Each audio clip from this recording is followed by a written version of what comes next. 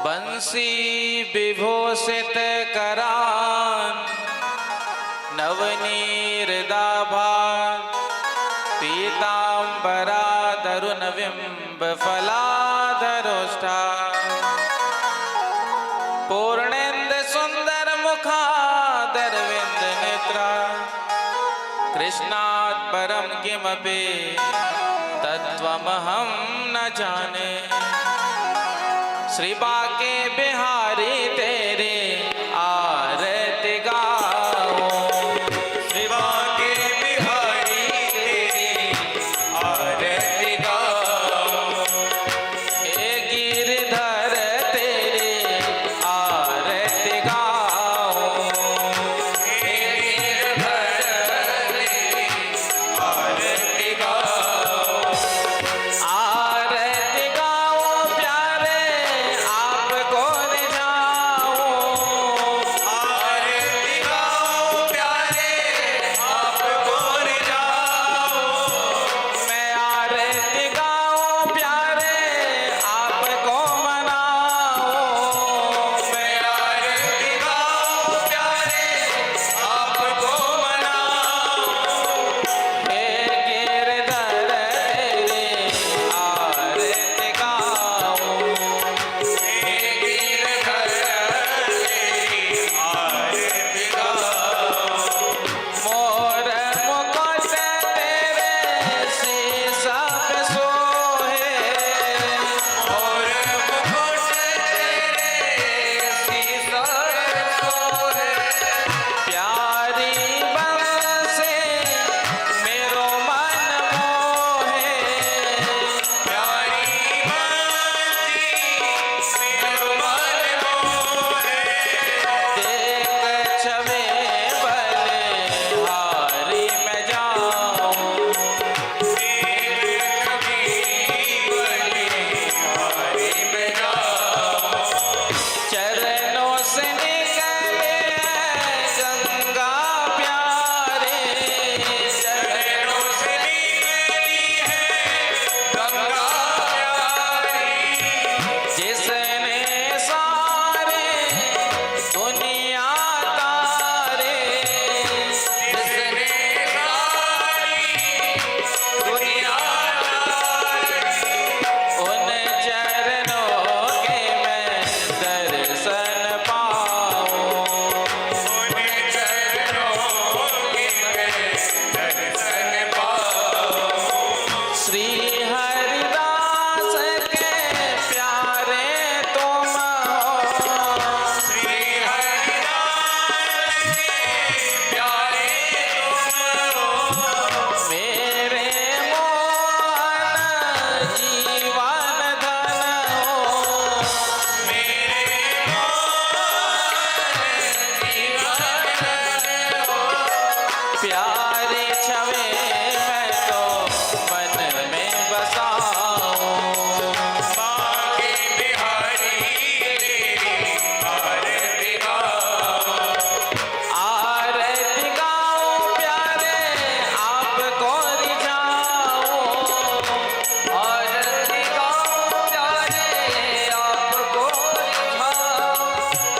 मैं आरती गाओ प्यारे आपको मनाओ, मैं आरती गाओ प्यारे आपको मनाओ। श्याम सुंदर तेरे आरती गाओ, श्याम सुंदर तेरी आरती गाओ। बाके बिहारी तेरे आरती गाओ, बाके बिहारी तेरी आरती गाओ। हे गिरधर तेरे आरती गाओ, हे गिरधर तेरी आरती गाओ।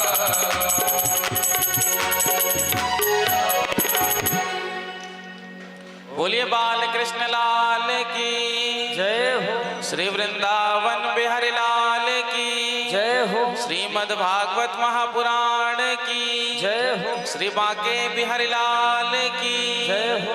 जय जय श्री राधे, जय जय श्री राधे।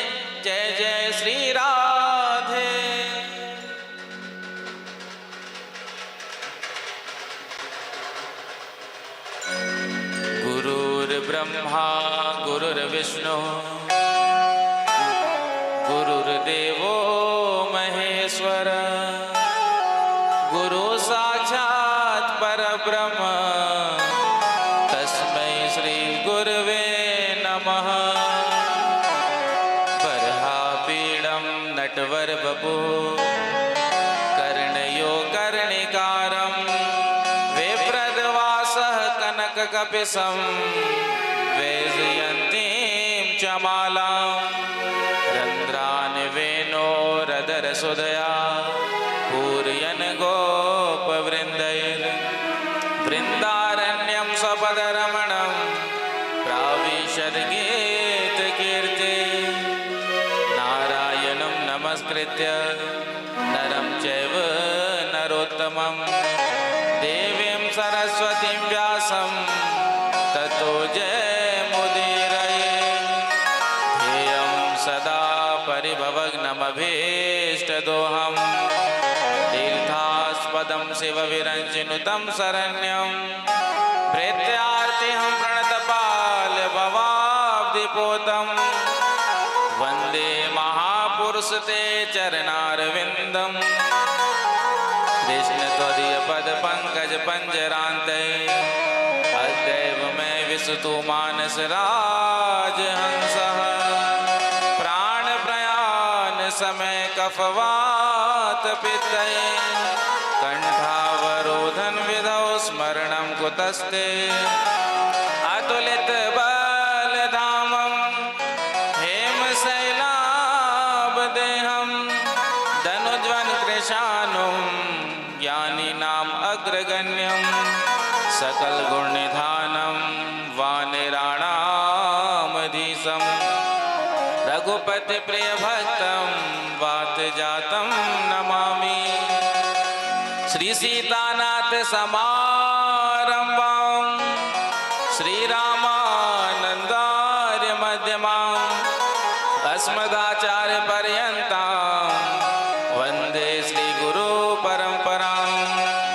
भक्त भक्ति भगवंत गुरु चतुर्नाम बपु एक इनके पद वंदन किए तो नासत विघ्न अनेक।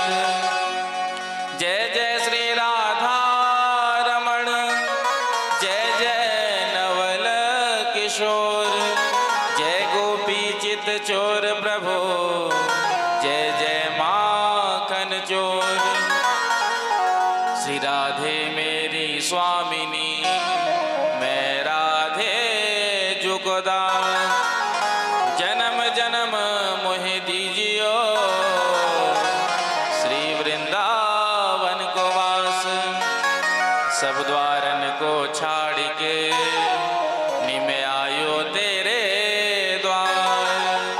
अहो वृषभानु के लाडले नेक मेरी ओर निहार नेक मेरी ओर निहार नेक मेरी ओर निहार। बोलिए बाल कृष्ण लाल की जय हो श्री वृंदावन बिहारी लाल की जय हो श्री बांके बिहारी लाल की जय हो श्रीमद् भागवत महापुराण की जय हो जय जय श्री राधे जय जय श्री राधे जय जय श्री राधे।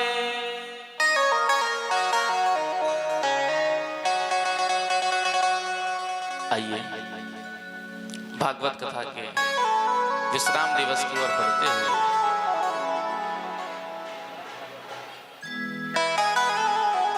कथा में प्रवेश करने से पूर्व कुछ क्षणों के लिए बड़े प्रेम से भाव से अपने मन और वाणी को पवित्र करते हुए भगवान नाम का आश्रय लें।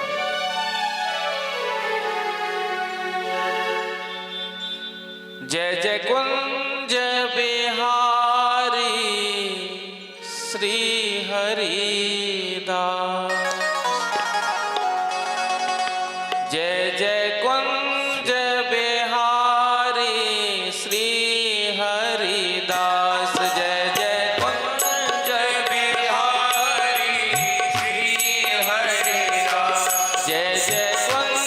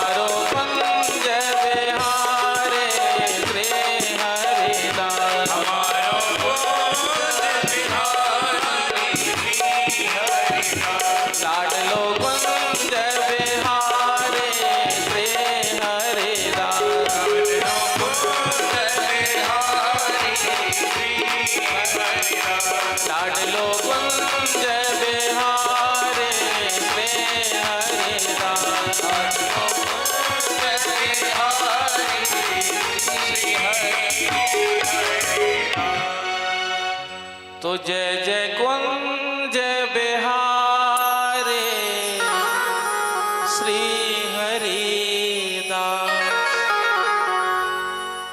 लाडलो कुंज बिहारी श्री हरिदास।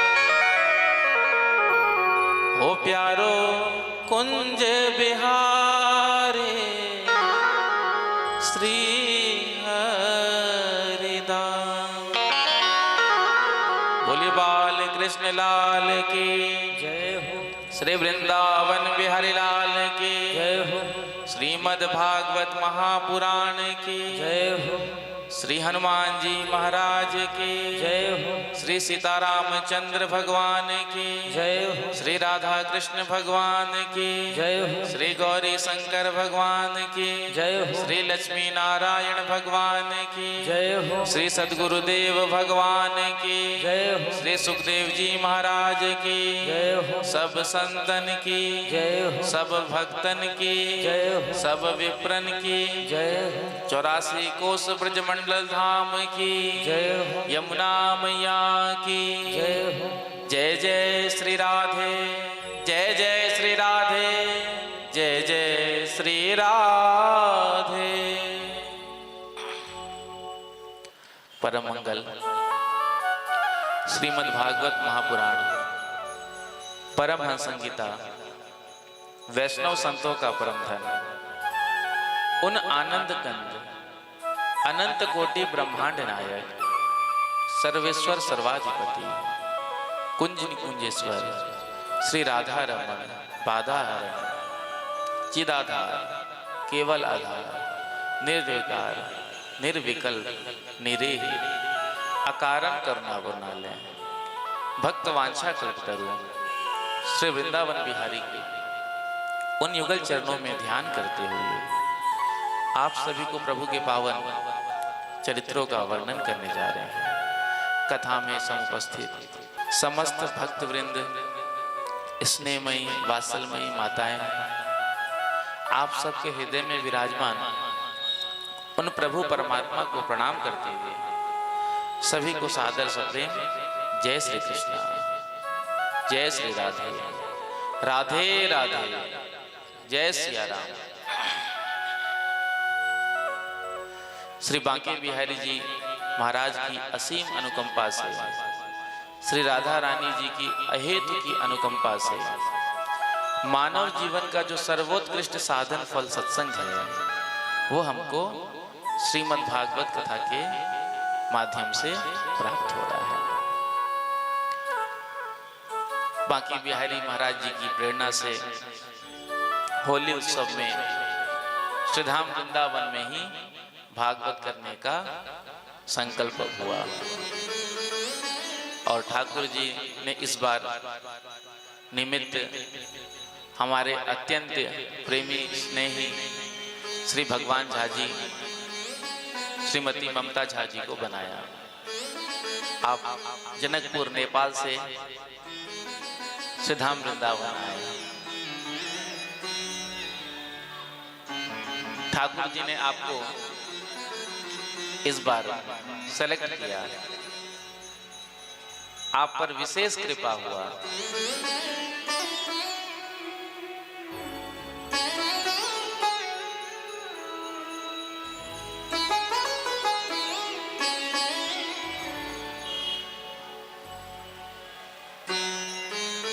तो जब ठाकुर जी की विशेष कृपा होती है, असीम अनुकंपा होती है, तो ही जीव वृंदावन में आता है। प्रेम से कहो श्री राधे। तुम जाओ वृंदावन, तुम्हारी औकात नहीं। तुम जाओ वृंदावन, तुम्हारी औकात नहीं, लेकिन मेरी राधा रानी ने बुला लिया तो कोई बड़ी बात नहीं। जब राधा रानी जी कृपा करती हैं, देखिए वृंदावन में एंट्री का जो टिकट है वो राधा नाम है। जैसे आप एक देश से दूसरे देश में ट्रेवल करते हैं तो आपको वीजा की आवश्यकता होती है। यदि वीजा नहीं होगा तो आपकी यात्रा अमान्य हो जाएगी, निरस्त हो जाएगी। क्योंकि जब तक आपके पास आपका आइडेंटिटी प्रूफ नहीं होगा, पासपोर्ट नहीं होगा, तब तक आपको वो अलाउ नहीं करेंगे। तो ऐसे ही जब तक आपके पास श्री राधा रानी जी का कृपा नहीं होगा, जब तक किशोरी जी आप पर कृपा नहीं करेंगे, तब तक आप वृंदावन आ नहीं सकते। आप लाख प्रयत्न करो, प्रयास करो, खूब परिश्रम करो, खूब प्लानिंग करो। हमने तो अनुभव किया है, टिकट भी हो गया, सब तय हो गया, लेकिन नहीं कृपा थी तो सब कैंसिल हो गया। और जब किशोरी जी की कृपा होती है तो अनायास ही, कोई प्लानिंग नहीं था, कोई विचार नहीं था, लेकिन श्रीधाम वृंदावन आ जाते हैं। तो 15 दिन पहले कोई प्लानिंग नहीं थी आपकी भी, प्रेम से कहो श्री राधे। 15 दिन पहले क्या कोई प्लानिंग थी? नहीं थी। लेकिन अचानक से देखिए किशोरी जी ने ऐसी कृपा की, ऐसा सुंदर संयोग बनाया कि वो आपको श्रीधाम वृंदावन लेकर आए। और होली महोत्सव पर आप देख रहे हैं कितना आनंद बरस रहा है। चारों ओर रंग गुलाल अबीर, कहीं फूलों की होली हो रही है तो कहीं रंगों की होली हो रही है, तो कहीं कोई पिचकारी मार रहा है। तो होली उत्सव क्या है? बुराई पर अच्छाई की जीत।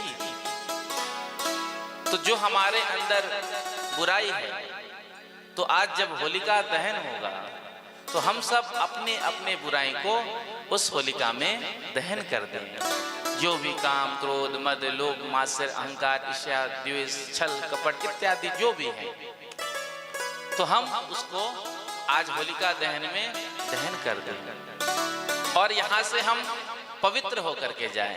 देखिए होली का एक अर्थ पवित्र भी होता है, HOLY। उसका अर्थ क्या होता है? पवित्र। तो मैं तो बांके बिहारी के चरणों में यही प्रार्थना करूंगा, हमारे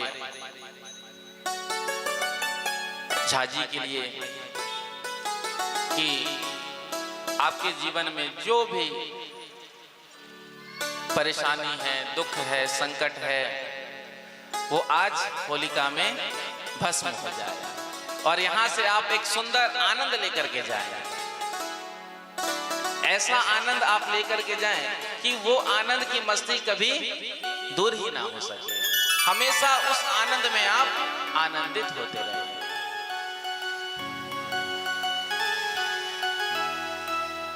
आपके अंदर जो भावना है समाज के लिए कुछ करने के लिए, ब्राह्मणों के लिए कुछ करने के लिए, समाज के लिए, गरीबों के लिए,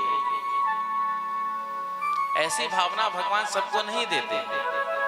आज तो हमको अपने लिए समय नहीं होता है, हम धन कमाने में इतना व्यस्त रहते हैं तो हमको अपने लिए समय नहीं है। परिवार की तो छोड़िए, लेकिन आप इतने व्यस्त होने के बाद भी, अब तो ठाकुर जी ने आपको फ्री कर दिया है, आप रिटायर हो चुके हैं। जब आप जॉब में थे तो सुबह से लेकर के, सुबह 5 बजे से लेकर रात के 11 बजे तक दौड़ते रहते थे। तो अपना कार्य तो करते ही थे, समाज के लिए भी। 2 वर्ष पूर्व जनकपुर धाम में श्री जानकी जी के प्रांगण में हमको श्रीमद् भागवत कथा करने का सौभाग्य प्राप्त हुआ। उसके लिए तो हम आपके जन्म जन्म के ऋणिया रहेंगे, क्योंकि ये सौभाग्य आपके द्वारा ही हमको प्राप्त हुआ। उससे पूर्व भगवान पशुपतिनाथ काठमांडू में भी आपके द्वारा ही हमको ये सौभाग्य प्राप्त हुआ। आपने हमको जो जनकपुर धाम बुलाया, श्री किशोरी जी के प्रांगण में, देखिए कथाएं तो हर जगह होती है, कथाएं तो आज गली गली, मोहल्ले मोहल्ले में चल रही है, लेकिन विशेष स्थान की विशेष महिमा होती है। आप श्रीधाम वृंदावन में बैठे हैं तो इसकी विशेष महिमा है।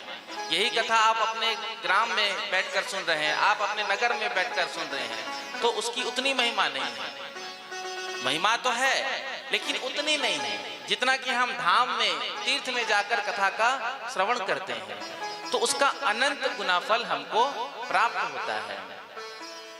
तो सुंदर आपका संकल्प है समाज के लिए कुछ करना, ब्राह्मणों के लिए कुछ करना, क्योंकि आज ब्राह्मणों को कोई देखना नहीं चाहता।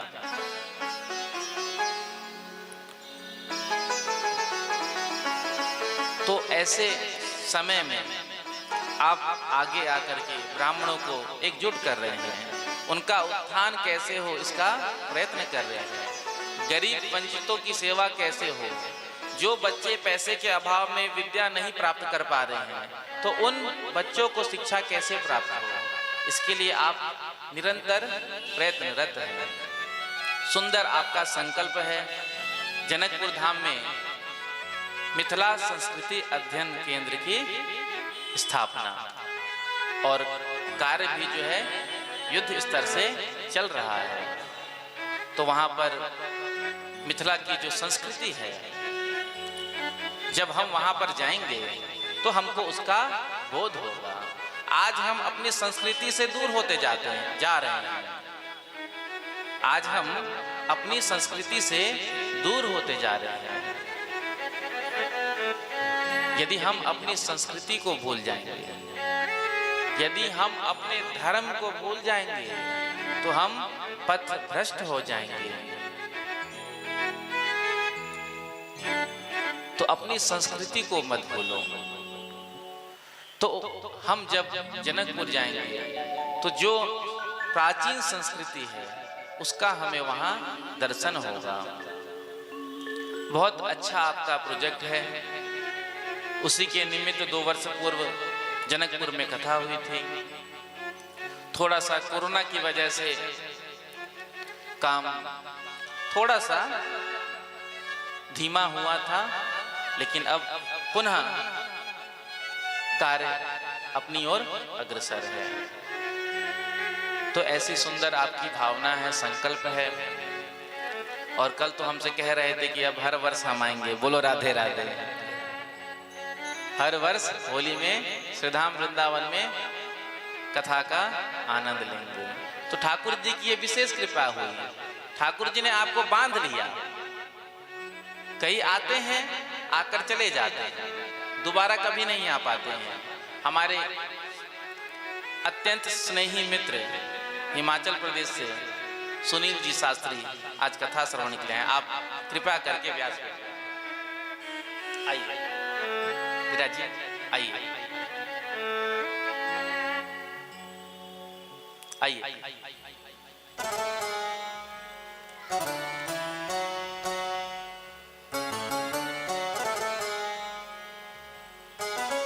तो जिनको ठाकुर जी बांध लेते हैं,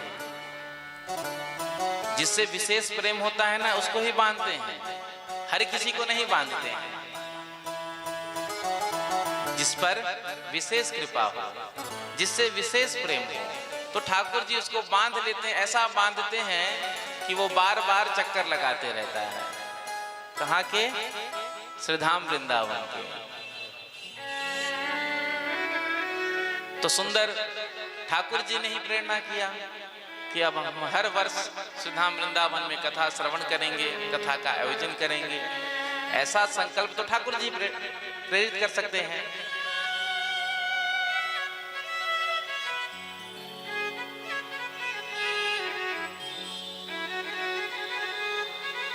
तो ठाकुर जी की विशेष कृपा आप पर हुई। ऐसे ही कृपा सब पर हो रही है, लेकिन उस कृपा का हमको अनुभव करना है। और वो कृपा का अनुभव हमको तभी होगा जब हम भागवत को ठीक प्रकार से श्रवण करेंगे, उसको समझेंगे, उसको अपने जीवन में उतारेंगे। कथा सुनने से कल्याण नहीं होता है। होता है? होता है ना? नहीं होता है। कथा सुनने से कल्याण तो होता है, लेकिन परम कल्याण तब होता है जब उस कथा को हम अपने जीवन में उतारते हैं। केवल इस कानों से सुनकर, इस कानों से हमने निकाल दिया तो उसका उतना विशेष लाभ नहीं होगा जितना लाभ होगा कथा सुनकर हम उसको अपने जीवन में उतारेंगे। तो जब हम अपने जीवन में कथा को उतार लेंगे तो हमारा परम कल्याण होगा। सुनते तो सब हैं, लेकिन कैसे? बस एक कान से सुना, दूसरे कान से निकाल दिया। धुंधुकारी एक कथा ही सुनकर के भगवत धाम को प्राप्त कर गया, क्योंकि उसके अंदर मुक्ति की पिपासा थी, उत्कंठा थी। वो अपने कल्याण के लिए कथा सुन रहा था। बाकी जितने भी उनके गांव वाले थे, जब भगवत धाम से विमान आया तो एक ही आया। तो कथा तो हजारों ने सुना, लेकिन विमान एक आया। विमान एक आया। क्यों विमान एक आया? क्योंकि धुंधकारी ने कथा का श्रवण किया, मनन किया, निधिध्यासन किया, इसीलिए उसके लिए विमान आया। तो जब हम इसी प्रकार से कथा का श्रवण करेंगे, मनन करेंगे, जब अपने जीवन में उतारेंगे तो हमको भी भगवत धाम की प्राप्ति होगी, हमारा भी परम कल्याण होगा। क्योंकि कथा तो हम बहुत सुनते हैं, न जाने कितनी कथा सुनते हैं, लेकिन उसके बाद भी जीवन में बदलाव नहीं आता है। देखो, कथा जो है ना, वो हमारे जीवन की व्यथा को मिटा देती है। हनुमान जी महाराज जब अशोक वाटिका में पहुंचे और वृक्ष के ऊपर खड़े थे, तरु पल्लव महु रहा लुकाई, करो विचार करो का भाई।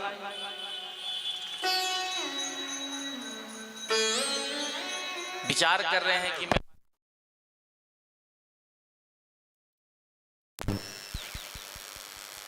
प्रेम से कहो श्री राधे।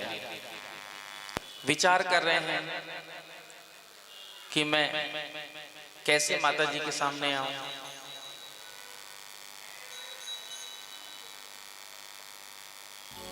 अब हनुमान जी वृक्ष के ऊपर हैं,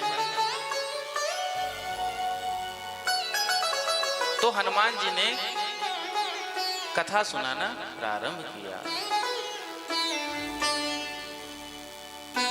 तो किशोरी जी ने कहा, श्रवणामृत जहि कथा सुहाई। इतनी सुंदर कथा कौन सुना रहा है? तो जैसे ही किशोरी जी ने कथा सुना तो उनकी जितनी व्यथा थी वो सारी व्यथाएं समाप्त हो गई। तो कथा तो हमारे जीवन की जितनी भी व्यथा है, क्योंकि आज हम सबके जीवन में कोई ना कोई व्यथा तो है ही। हम परेशान हैं, हमारे जीवन में कोई ना कोई टेंशन है, कोई ना कोई तनाव है, कोई ना कोई परेशानी है। तो जब हम कथा में आकर के बैठते हैं तो वो सारे टेंशन है, जो आपकी परेशानी है, जो आपकी व्यथा है, तो ये कथा उसको दूर कर देती है। इसलिए कहते हैं कथा सुनो, कथा सुनो। क्यों सुनो? तो जब आप कथा सुनोगे तो आपकी व्यथा मिट जाएगी, दूर हो जाएगी, और जब व्यथा मिटती है ना तो फिर आनंद का अनुभव होता है। देखो, आनंद तो हम सबके हृदय में विराजमान है पहले से ही। आनंद तो हम सबके हृदय में है, लेकिन वो आनंद हमको दिखाई नहीं दे रहा है। जो आनंद सिंधु सुख राशि, सी करते त्रैलोक सुपासी। तो वही आनंद हम सबके हृदय के अंदर भी है, लेकिन उस आनंद का हमको अनुभव होता ही नहीं है। क्यों नहीं होता है? क्योंकि हमारे जीवन में जो व्यथा है, जो हमारे जीवन में टेंशन है, तो वो उसका अनुभव होने ही नहीं देती है। तो जब हमारी व्यथाएं मिट जाएगी तो उस आनंद का हमको दर्शन होगा, अनुभव होगा। और आनंद की प्राप्ति ही तो जीव की लक्ष्य है। भैया सुख दुख जीवन में जब आता है तो एक आता है एक जाता है। सुख आया तो दुख चला गया, दुख आया तो सुख चला गया। लेकिन एक बार जब जीवन में आनंद आ जाता है तो कहते हैं वो सुख दुख आते जाते नहीं, हमेशा के लिए समाप्त हो जाते हैं। तो जब वृंदावन से जाओ ना तो वो आनंद को लेकर जाओ। आपको देख करके लोग भी सोच में पड़ जाए, अरे जब ये वृंदावन जा रहे थे तो इतनी प्रसन्नता, इतने प्रसन्न प्रफुल्लित तो नहीं थे। वृंदावन से आने के बाद हाव भाव स्वभाव सब बदल गया। अरे ऐसा वृंदावन में क्या मिल गया? लोगों के मन में ये उत्कंठा हो आपको देख करके, आपके जीवन के बदलाव को देख करके कि ऐसा इनका क्या मिल गया जो एक हफ्ते में ही ये बदल गए। अरे जब आनंद की प्राप्ति होती है तो जीव बदल जाता है, हाव भाव स्वभाव।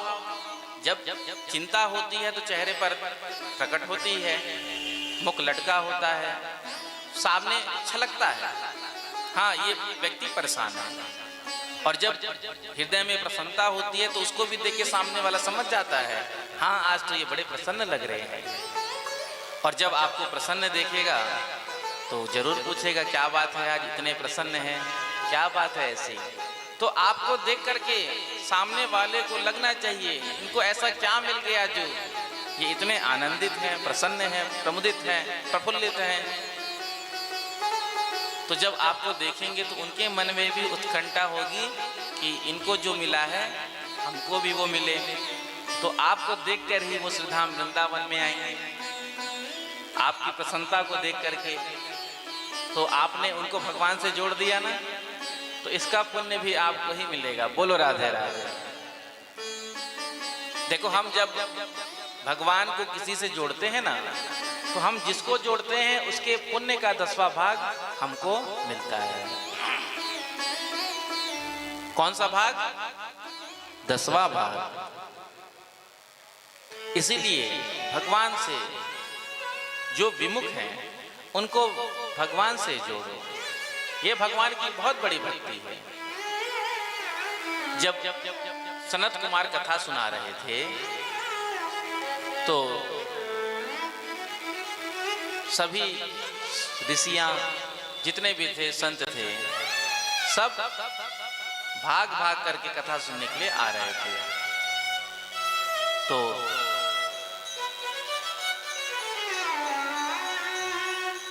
अब अकेले आ जाते, अपने शिष्यों को क्यों लेकर के आ रहे थे? जो नहीं आ रहे थे उनको जबरदस्ती ला रहे थे। भृगु जी महाराज, भृगु जी ही महाराज जो नहीं आ रहे थे उनको जबरदस्ती पकड़ पकड़ के ला रहे थे। अब भृगु जी को क्या करते, कोई कथा सुने या ना सुने, भाई जो कथा सुनेगा उसका कल्याण होगा। आप कथा सुन रहे हैं, आपका कल्याण होगा, परम कल्याण होगा आपका।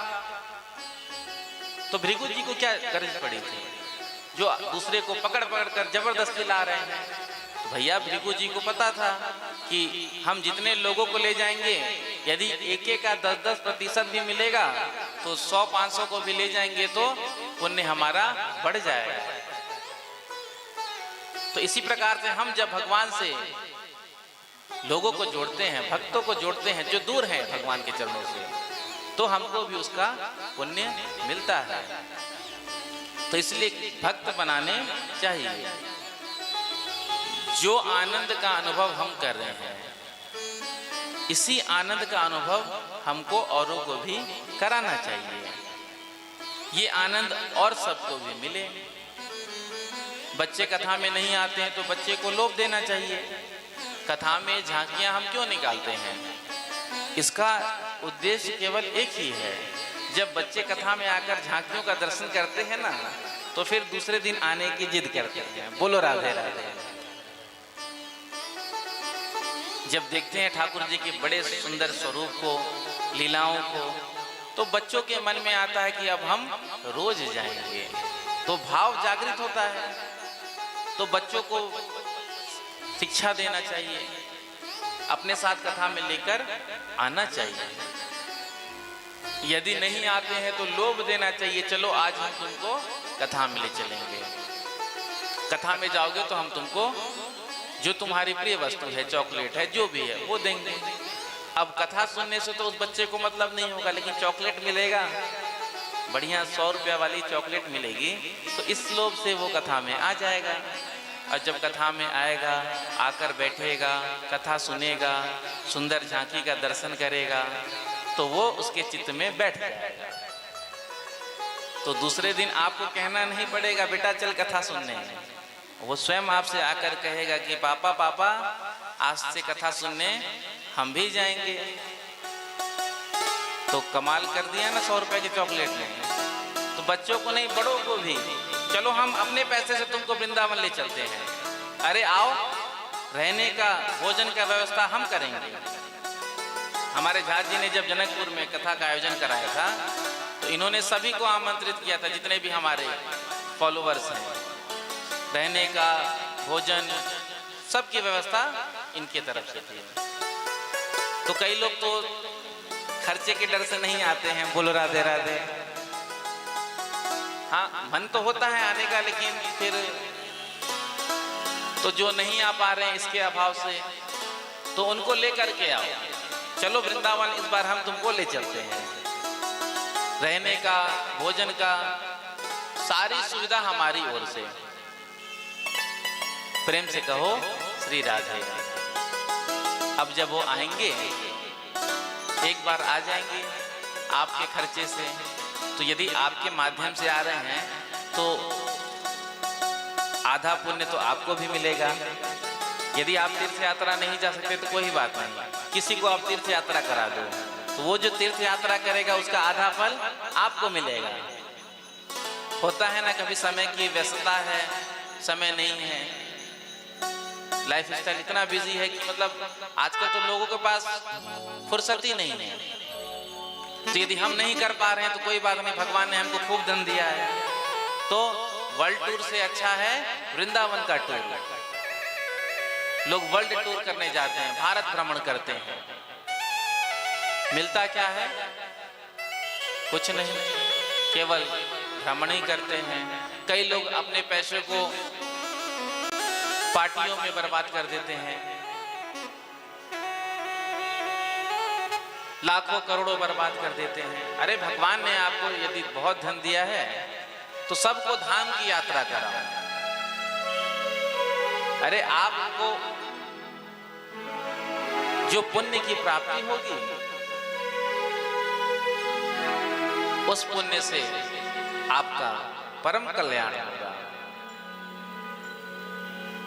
तो बिहारी जी ने ही हमको प्रेरणा किया है कि कथा यात्रा के माध्यम से 4 धाम की यात्रा करेंगे। बोलो राधे राधे। 4 धाम कौन कौन से हैं? सबसे पहले कथा करेंगे द्वारिकापुरी में, उसके बाद जगन्नाथपुरी, उसके बाद रामेश्वरम, और उसके बाद बद्रीनाथ धाम। 4 धाम। तो ठाकुर जी ने प्रेरणा किया है और ठाकुर जी की ऐसे ही कृपा बनी रहेगी तो वृंदावन में होली उत्सव तो होना ही है। तो देखिए 7 दिन तो आपको यहाँ लगेंगे, 7 दिन जिस धाम में हमारी कथा होगी। बोलो राधे राधे। तो अभी से 18-20 दिन ठाकुर जी के नाम करके जाना। जब आप जाएंगे ना वृंदावन से तो कह देना ठाकुर जी 365 दिन में 20 दिन आपका। और आप जब हमको नेपाल बुलाएंगे, अगले वर्ष कह रहे हैं, तो अगले वर्ष थोड़ा सा 10 दिन और बढ़ा देंगे। ऐसे ही तो बढ़नी चाहिए भक्ति। 365 दिन हम समाज के लिए, संसार के लिए, घर परिवार की देख रेख में बिता रहे हैं, समय हैं बर्बाद कर रहे हैं। अरे हम अपने आत्म कल्याण का भी तो प्रयास करें। अब एकाएक हम कहेंगे आपको कि 1 महीना आकर यहाँ रहिए, तो वो भी संभव नहीं है। भगवान ने जो जिम्मेदारी दी है, जो काम दिया है, उसको करना भी जरूरी है। क्योंकि जब आप काम करेंगे, जब अर्थ आएगा तो अर्थ से भी परमार्थ होगा, क्योंकि बिना अर्थ के तो परमार्थ भी नहीं होता। आज जो यहाँ पर इतना बड़ा आयोजन हो रहा है तो इसमें भी अर्थ बहुत लगता है, और ये अर्थ जो है नारायण की सेवा में लगता है। प्रेम से कहो श्री राधे। तो धन का जो सबसे बड़ा सदुपयोग है वो यही है, हमारा धन भगवान नारायण की सेवा में लग रहा है। इससे देखिए आपका कल्याण तो हो रहा है, आपके माध्यम से जन जन का कल्याण हो रहा है। जो यहाँ पर कथा सुन रहे हैं, लाइव कथा सुन रहे हैं, तो सबका कल्याण हो रहा है। तो पहले वर्ष में 7 दिन दिया आपने, अगले वर्ष 15 दिन, धीरे धीरे एक एक वर्ष जैसे जैसे बढ़ते जाएगा तो वैसे वैसे भजन भी बढ़ता जाएगा, और ठाकुर जी के लिए आपका दिन भी बढ़ना चाहिए। कहते हैं ना, नियम जब लो तो पहले छोटा सा नियम लेना चाहिए और उसके बाद धीरे धीरे धीरे अपनी साधना को बढ़ाना चाहिए। अब हम अचानक से बड़ा नियम ले लिए तो हो सकता है कि हम उसमें सक्सेस ना हो, असफल हो जाए।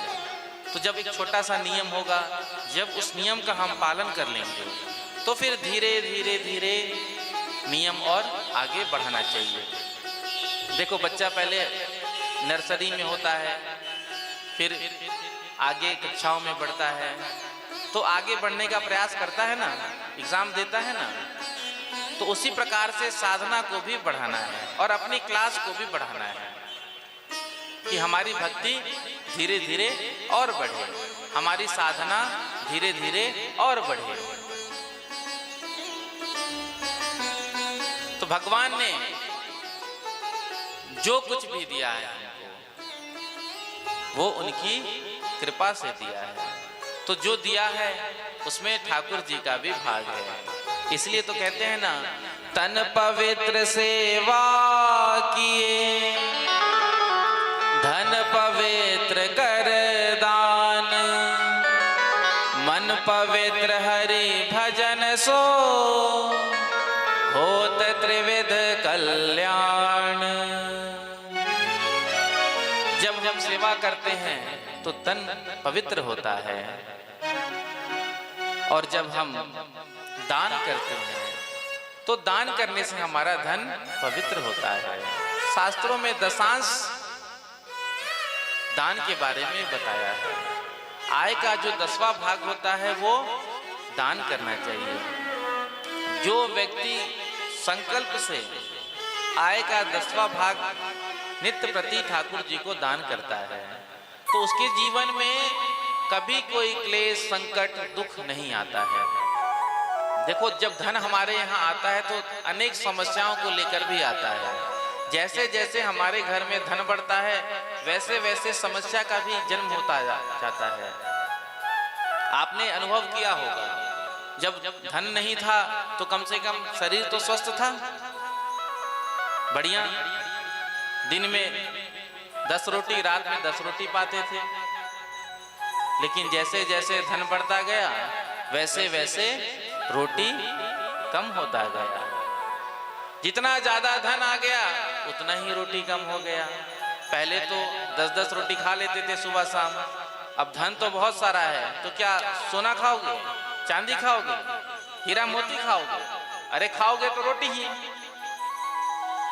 लेकिन जैसे ही धन बढ़ता है वैसे भोजन कम हो जाता है। डॉक्टर भी मना कर देते हैं केवल फुल्का खाना, सूखा, बिना घी का, दाल का पानी पीना। तो धन तो बहुत आ गया लेकिन शरीर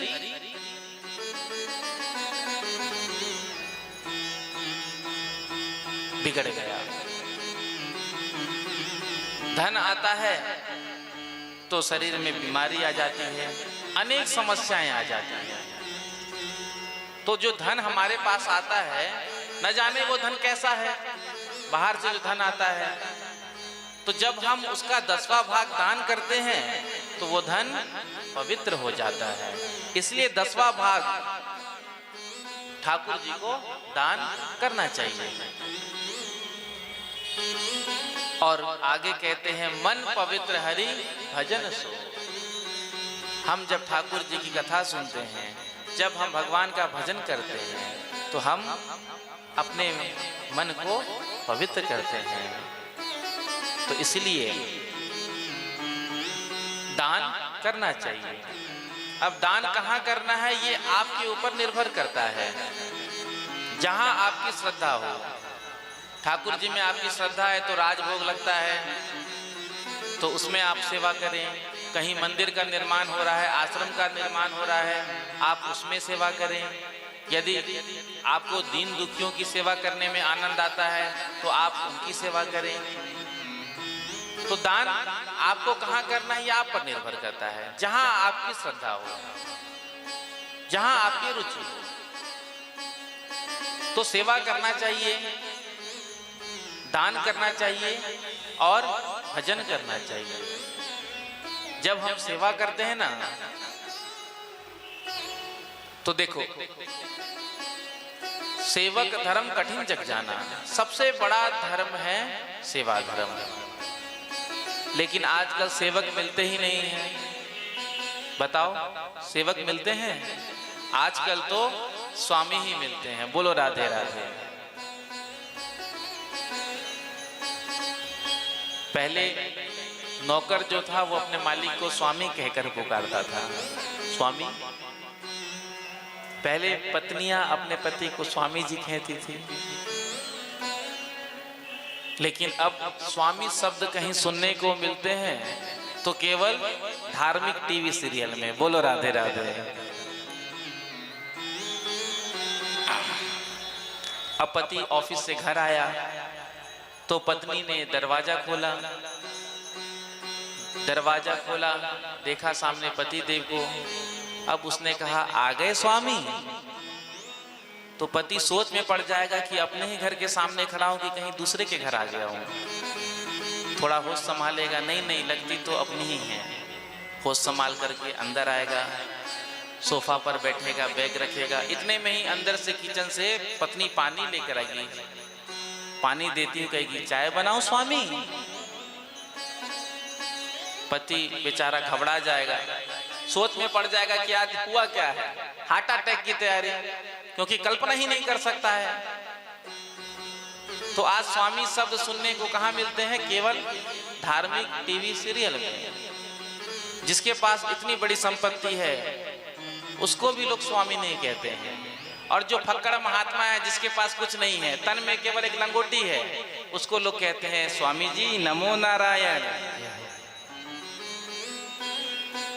तो ये त्याग की महिमा है। जोड़ने से कोई थोड़ी बड़ा आदमी बनता है। त्यागात शांति रनंतरम।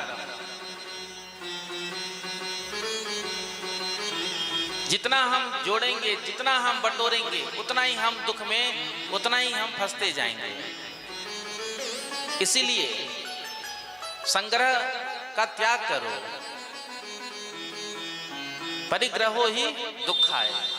जितना हो सके मुक्त हस्त से दान करना चाहिए। भगवान ने हमको यदि योग्य बनाया है, अरे भगवान ने हमको दिया क्यों है? देने के लिए ही तो दिया है। कोई लेकर के तो जाता नहीं है। आप बताओ, संसार में आज तक कोई कुछ लेकर गया है? जो भी हमको यहाँ मिला है हमको यहीं छोड़कर जाना है। तो जो भगवान ने हमको दिया है तो क्यों ना हम भगवान के चरणों में समर्पित करें, जिससे हमारा यही लोक में भी कल्याण होगा और परलोक में भी कल्याण होगा। तो अपने सामर्थ्य से बढ़कर दान करना चाहिए।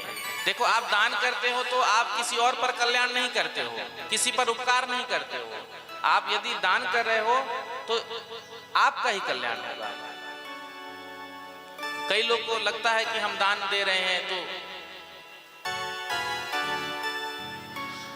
तो सामने वाले को आप दान दे रहे हैं, ठीक है, उसको तो मिल रहा है, लेकिन आप जो दान दे रहे हैं इससे आपका ही परम कल्याण होगा। देखो, देने वाला जो है ना वो बड़ा होता है, लेने वाला छोटा हो जाता है। जो दान लेता है वो बंध जाता है। राजा बलि ने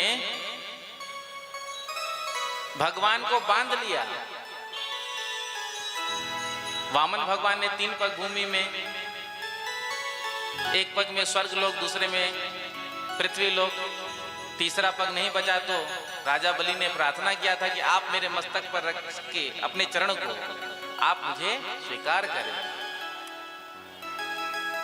तो वामन भगवान ने तीसरा पग राजा बलि के मस्तक पर रखा था और उसको स्वीकार किया था।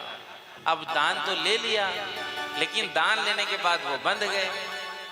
तो राजा बलि के यहाँ उनको चौकीदार बनकर रहना पड़ा। बोलो राधे राधे। दान लेना कोई आसान बात थोड़ी है। दान लेने से दान को पचाना बहुत मुश्किल है। ब्राह्मण जो जप करते हैं, गायत्री करते हैं, संध्या करते हैं, तो जितना जप तप गायत्री मंत्र का जप करते हैं, संध्या वंदन करते हैं, तो जब वो दान लेते हैं तो दोष नहीं लगता है। और केवल हम दान लेते रहें, ना तो हमने संध्या वंदन किया, ना हमने गायत्री जप किया, ना हमने जो हमको गुरुदेव ने मंत्र दीक्षा दिया, ना हमने उसको जप किया, तो फिर वो दान को पचा पाना बहुत मुश्किल होता है। तो दान जो लेता है वो बंध जाता है। भगवान बंध गए, द्वारपाल बन गए राजा बलि के यहाँ।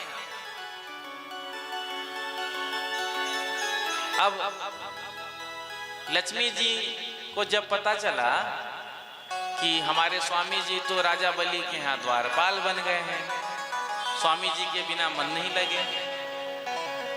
कैसे लगेगा मन? पति पत्नी दोनों साथ में आते हैं तो मन लगा रहता है। अब पति कहीं बाहर है, पत्नी कहीं और है, तो मन नहीं लगता है। आप दोनों आए हैं वृंदावन, साथ में कथा का श्रवण कर रहे हैं। केवल आप आती, झाजी बाहर होते, तो जैसे अभी आप कथा का आनंद ले रहे हैं वैसे नहीं ले पाते, क्योंकि मन आपका कहीं ना कहीं तो लगा रहता है। तो लक्ष्मी जी का मन नहीं लगे, तो लक्ष्मी जी आई हैं राजा बलि के पास। रक्षाबंधन का दिन था। लक्ष्मी जी रूप बदल करके आई थी, इधर उदास बैठी हुई थी, रो रही थी। राजा बलि ने देखा तो पूछा, अरे बहन तुम कौन हो, कहाँ से आई हो?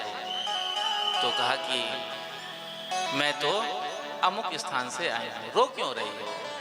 तो कहती, आज रक्षाबंधन का त्यौहार है, लेकिन मेरा कोई भाई नहीं है, मेरे कोई भैया नहीं है, तो मैं राखी किसको बांधूं, इसलिए मैं रो रही हूँ। तो राजा बलि ने कहा, देखो तुम्हारी कोई भाई नहीं है तो कोई बात नहीं, तुम मुझे अपना धर्म भाई बना लो, मुझे राखी बांध दो।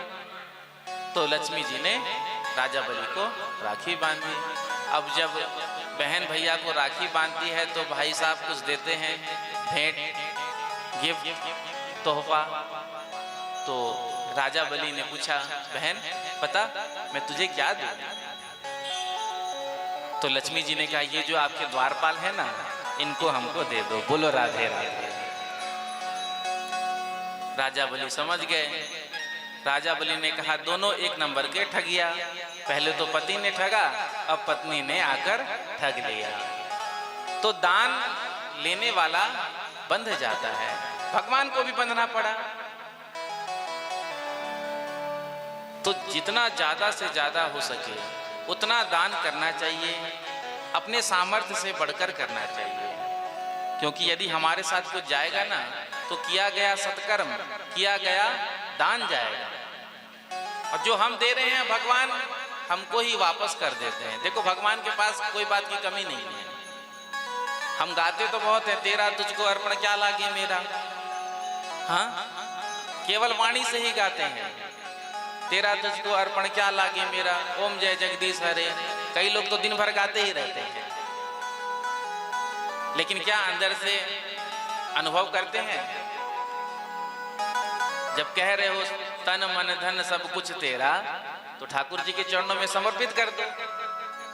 कह दो भैया आश्रम बन रहा है, चलो कोई बात नहीं, एक कक्ष का निर्माण करा दो।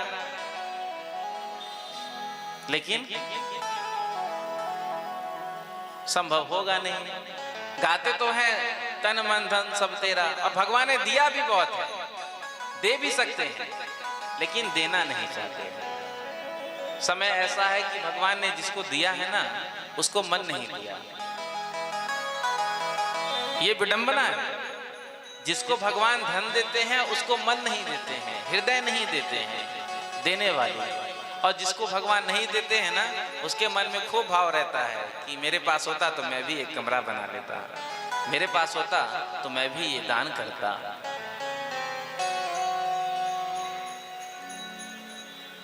तो जो हम भगवान को देते हैं, भगवान हमको वापस कर देते हैं, अनंत गुना बढ़ाकर ही देते हैं। इसलिए खूब सेवा करो, खूब दान करो, खूब भजन करो।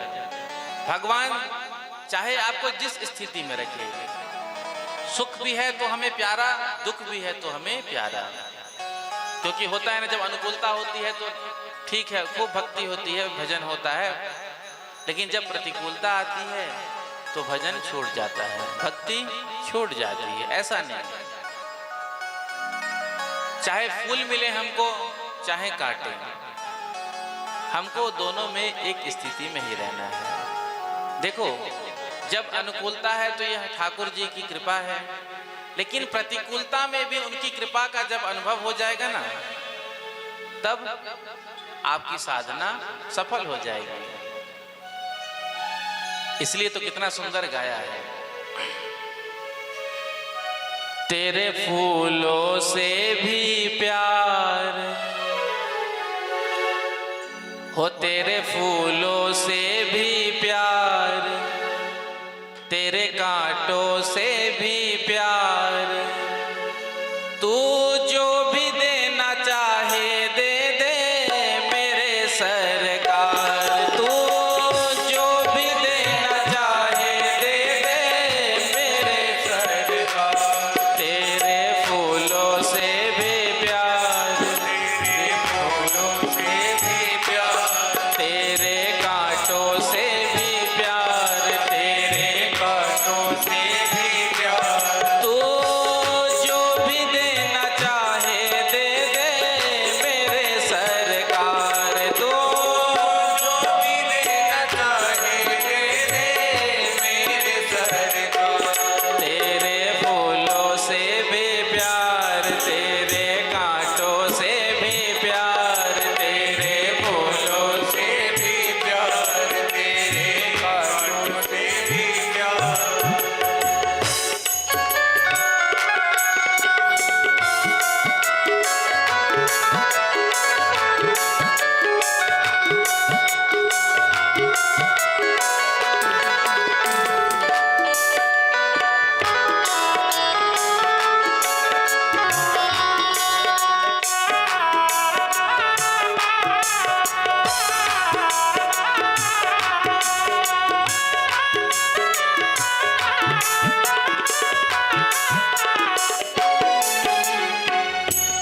तेरी मर्जी में विधाता कोई छुपा बड़ा राज, तेरी मर्जी में विधाता कोई छुपा बड़ा राज, तेरी मर्जी में विधाता कोई छुपा बड़ा राज, तेरी मर्जी में विधाता कोई छुपा बड़ा राज। दुनिया चाहे हमसे रूठे तो ना होना नाराज, दुनिया चाहे हमसे रूठे तो ना होना नाराज। रूठे चाहे राजा, वासो कछु नहीं काजा, एक तू ही है महाराजा, और कौन को सराहिए। रूठे चाहे भाई, वासे कछु न भलाई, एक तू ही है सहाय, और कौन पास जाइए। रूठ जाए चाहे शत्रु और मित्र आटोयाम, एक तेरे चरणन में नेह को लगाइए। क्योंकि जग सारा झूठा, एक तू ही है अनूठा। रूठ जाए चाहे सारा जग, तो न रूठा चाहिए। रूठ जाए सारा जग, तो न रूठ जाए। तेरी मर्जी में विधाता कोई छुपा बड़ा राज, तेरी मर्जी में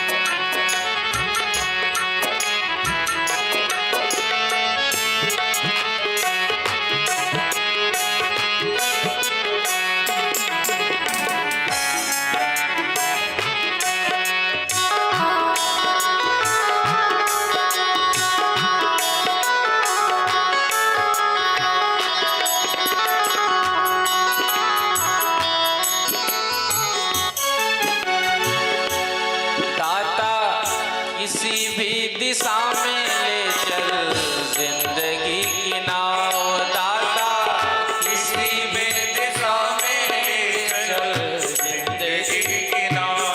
देखो संतों के जीवन को देखो। तुकाराम जी महाराज, जिनकी पत्नी थोड़ी प्रतिकूल थी,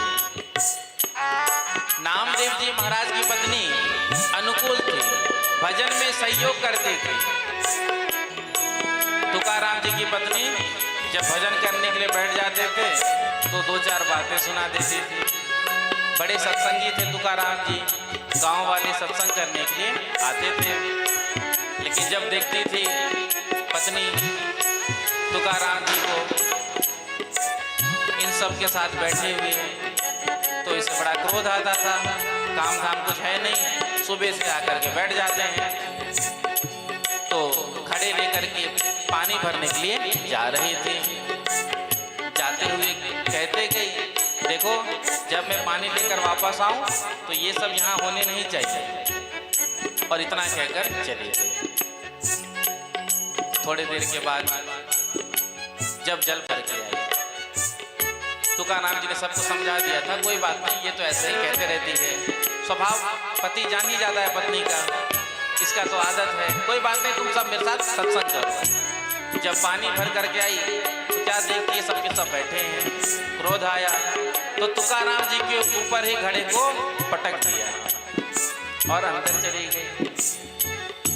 तुकाराम जी ने जितने भी उनके संगी थे उनसे कहा कि देखो, लोग कहते हैं जो गरजते हैं वो बरसते नहीं, लेकिन हमारी पत्नी तो गरजती भी है और बरसती भी है। थोड़ी देर पहले गरज कर गई थी, अब आकर बरस के गई।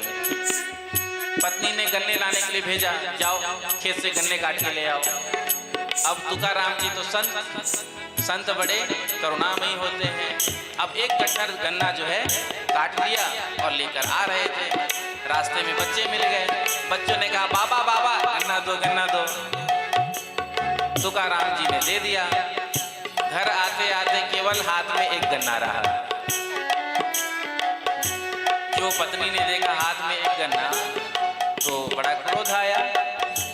उसने कहा कि गन्ने और कहाँ गए? तो कहा, देवी रास्ते में मैंने बच्चों को बांट दिया, ये एक बचा है, ये लो। अब पत्नी को इतना क्रोध आया कि उस गन्ने को हाथ में लिया और तुकाराम जी के पीठ पर मारा। वो गन्ना दो टुकड़ा हो गया। क्रोध नहीं आया तुकाराम जी को। तुकाराम जी ने कितना सुंदर कहा, देवी हम इतने देर से यही सोच रहे थे, गन्ना एक खाने वाले दो, तुमने तो समाधान कर दिया, लो इसको तुम खाओ, इसको हम खाएंगे। बोलो राधे राधे। तो पत्नी प्रतिकूल है, फिर भी भगवान की कृपा का अनुभव कर रहे हैं। नामदेव जी की पत्नी सहयोग करती है सेवा में, साधना में, तो नामदेव जी भगवान की कृपा का अनुभव करते हैं। नरसिंह मेहता की पत्नी मर गई तो उसमें भी उन्होंने भगवान की कृपा का अनुभव किया, अच्छा हुआ चली गई, अब बैठकर भगवान का भजन करेंगे। तो एक की पत्नी प्रतिकूल है, एक की अनुकूल है, एक की चली गई, लेकिन संतों को देखो हर परिस्थिति में भगवान की कृपा का अनुभव करते हैं। उसी प्रकार से हमको भी भगवान की कृपा का अनुभव करना चाहिए। हमको दोनों है पसंद तेरे धूप और छाँव, हमको दोनों है पसंद तेरी धूप और छाँव। हमको दोनों है पसंद तेरे धूप और छाँव, हमको दोनों है पसंद तेरी धूप और छाँव। दाता किसी भी दिशा में ले चल जिंदगी की नाव, दाता गाये दिशा में ले चल जिंदगी की नाव। चाहे हमें लगा दे पार, चाहे हमें लगा दे पार, चाहे हमें लगा दे पार, चाहे हमें लगा दे पार। या डुबो दे मझधार, या डुबो दे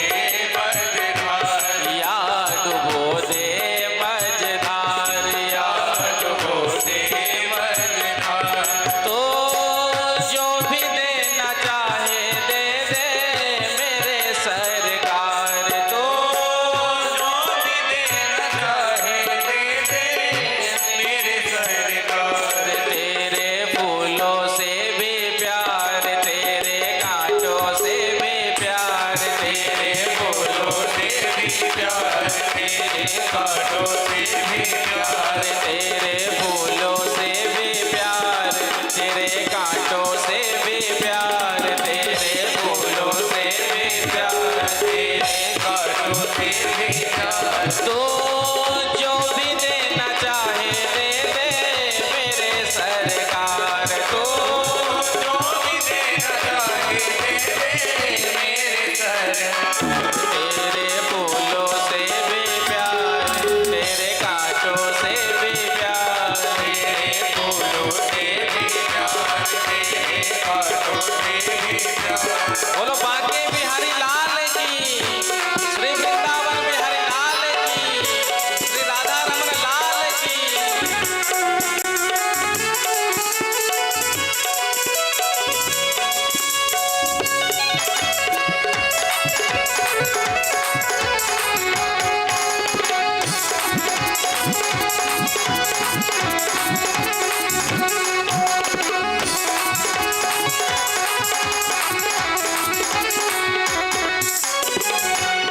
चाहे सुख दे या दुख, चाहे खुशी दे या गम, चाहे सुख दे या सुख, चाहे खुशी दे या गम, चाहे सुख दे या दुख, चाहे खुशी दे या गम, चाहे सुख दे या सुख, चाहे खुशी दे या गम।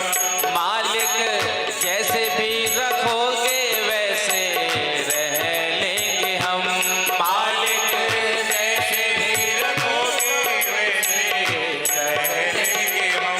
मालिक जैसे भी रखोगे वैसे रह लेंगे हम, मालिक जैसे भी रखोगे वैसे रह लेंगे हम। चाहे कांटों का दे हार, चाहे कांटों का, काले हार, चाहे कांटों का दे हार, चाहे कांटों का दे हार, चाहे हरा भरा संसार, चाहे हरा भरा संसार, चाहे हरा भरा संसार, चाहे हरा भरा संसार। तो जो भी देना चाहे दे दे मेरे सरकार, तो जो भी देना चाहे दे दे मेरे सरकार। तेरे फूलों से भी प्यार, तेरे कांटों से भी प्यार, तेरे गाइए प्यार तेरे कांटों से भी प्यार, तेरे फूलों से भी प्यार, तेरे कांटों से भी प्यार, तेरे फूलों से भी प्यार तेरे कांटों से भी प्यार। तू जो भी देना चाहे दे दे मेरे सरकार, जो भी देना चाहे दे दे मेरे सरकार। तेरे फूलों से भी प्यार, तेरे कांटों से भी प्यार, तेरे फूलों से भी प्यार, तेरे कांटों से भी प्यार। तेरे फूलों से भी प्यार, तेरे कांटों से भी प्यार, तेरे फूलों से भी प्यार, तेरे आओ कांटों से भी प्यार। तू जो भी देना चाहे दे दे मेरे सरकार, तो जो भी देना चाहे दे दे मेरे सरकार।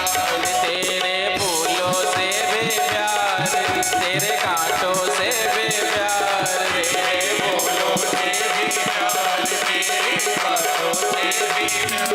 तेरे फूलों से भी प्यार, तेरे कांटों से भी प्यार, तेरे फूलों से भी प्यार, तेरे कांटों से भी प्यार। तो जो भी देना चाहे दे दे मेरे सरकार, तो जो भी देना चाहे दे दे मेरे सरकार। तेरे फूलों से भी प्यार, तेरे कांटों से भी प्यार, तेरे फूलों से भी प्यार, तेरे कांटों से भी प्यार। तेरे फूलों से भी प्यार, तेरे कांटों से भी प्यार, तेरे फूलों से भी प्यार, तेरे कांटों से भी प्यार।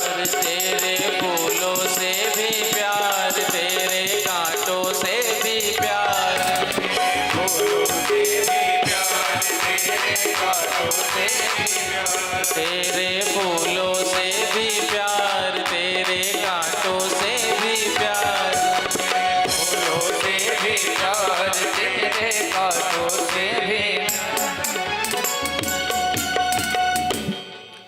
तो तेरे फूलों से भी प्यार, तेरे कांटों से भी प्यार, तू जो भी देना चाहे दे दे मेरे सरकार।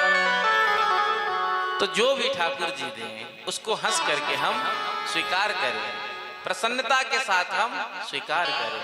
चाहे सुख है, चाहे दुख है, चाहे गम है, चाहे खुशी है, जो भी है परमात्मा की मर्जी है। तो जब अनुकूलता में तो हमको भगवान की कृपा का अनुभव होता है, लेकिन जिस दिन प्रतिकूलता में भी हमको भगवान की कृपा का अनुभव होने लगेगा, जब भगवान की मार में भी जब हमको भगवान की कृपा नजर आएगी, तो उस दिन हमारी भक्ति की पराकाष्ठा होगी। प्रेम से कहो श्री राधे। बोलो वृंदावन बिहारी लाल की जय हो, बोलो बांके बिहारी लाल की जय हो। आइए प्रसंग पर चलते हैं। कल की कथा में हमने रुक्मणी मंगल महोत्सव का दर्शन किया था, श्रवण किया था। भगवान द्वारिकाधीश श्री कृष्ण रुक्मणी जी को लेकर के जब भागे थे, तो पीछे से सैनिक जो शिशुपाल ने भेजे थे, तो उन्होंने पीछा किया था। शिशुपाल के जितने मित्र राजा थे उन्होंने भी आक्रमण किया था। भगवान ने सबको परास्त किया था। जब रुक्मी को पता चला था, तो रुक्मी ने संकल्प किया था कि यदि मैं अपनी बहन को वापस लेकर यहाँ नहीं आ सका ना, तो मैं कुंडनपुर में कभी प्रवेश नहीं करूँगा। ये भी भगवान के रथ के पीछे आया, इसने प्रहार किया, बाणों का बौछार किया। भगवान ने इसको परास्त किया और इसको रस्सी से बांध दिया। आधी दाढ़ी आधी मुझ काट दी। बलराम जी ने आकर के छुड़ाया था। इधर द्वारिका में विधि विधान के साथ पानी ग्रहण संस्कार हुआ। सुखदेव जी कहते हैं, द्वारकायाम भृद राजन महामोदः पुरौकसां रुक्मिण्यारमयोपेतं दृष्ट्वा कृष्णं श्रियापतिम्।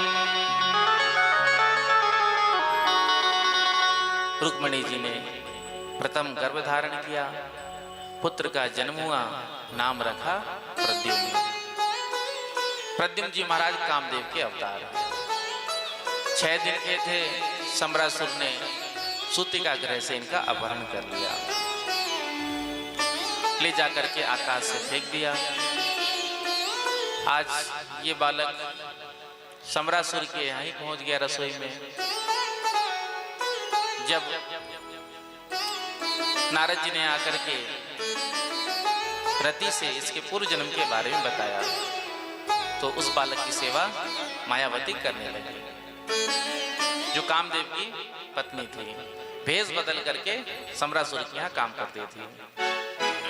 थोड़े समय में ही इसने रसायनों का सेवन करा करके प्रद्युम्न जी को बड़ा कर दिया। महामाया नाम की विद्या का उपदेश किया, जिस विद्या के प्रभाव से सम्रासुर का उद्धार प्रद्युम्न जी महाराज ने किया। और आज प्रद्युम्न जी महाराज अपनी पत्नी को लेकर के द्वारिकापुरी में आए हैं।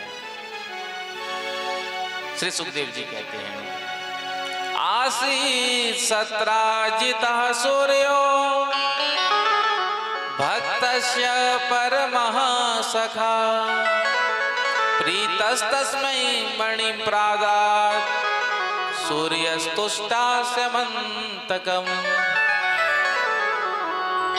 द्वारिका में एक सत्राजित नाम के राजा थे। सूर्य भगवान ने इनको एक मणि दी थी। इस मणि से नित्य 8 बार सोना निकला करता। तो एक बार इस मणि को पहन के द्वारिकाधीश की सभा में आए थे, तो सभासदों में से किसी ने कह दिया कि इस मणि को तुम द्वारिकाधीश कृष्ण को प्रदान कर दो। मणि का लोभ था, कुछ नहीं कहा, उठकर चला गया।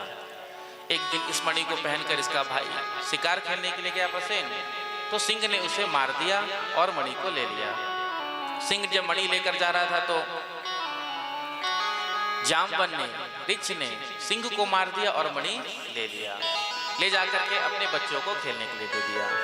इधर जब सत्राजित ने मणि नहीं देखा और समाचार मिला कि भाई की मृत्यु हो गई है, तो कहा कि जरूर ये काम द्वारिकाधीश कृष्ण का है, हो ना हो मणि द्वारिकाधीश कृष्ण के पास ही है।